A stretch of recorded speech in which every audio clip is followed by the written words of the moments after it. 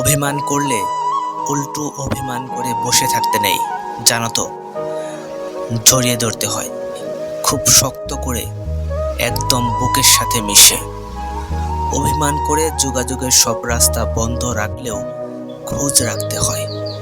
মানুষ অভিমান করে যোগাযোগের সব রাস্তায় বন্ধ করে না, একটা না একটা পথ ঠিকই খোলা রাখে। সে চায় যাতে হন্য হয়ে খুঁজে নিক তাকে। অভিমানের মুখ ফিরিয়ে নিলে খুব শক্ত করে দুগাল ধরে সোজা ঠুটো চুমে খেতে হয়। ঠোঁটে চুমো খেলে অভিমান থাকে না। এই যে শত অভিমানে সম্পর্কের মৃত্যু ঘটে, অথচ অভিমান ভাঙলেই আদর বেড়ে যায়, সম্পর্ক টিকে যায়।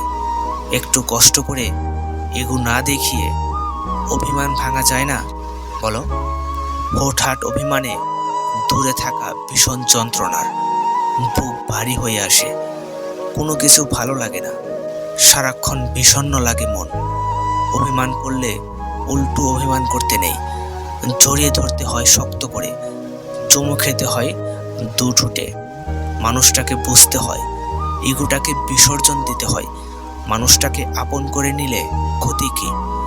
অভিমান করলে কখনো দূরত্ব বাড়াতে নেই, শরীরের কাছাকাছি থাকতে হয়।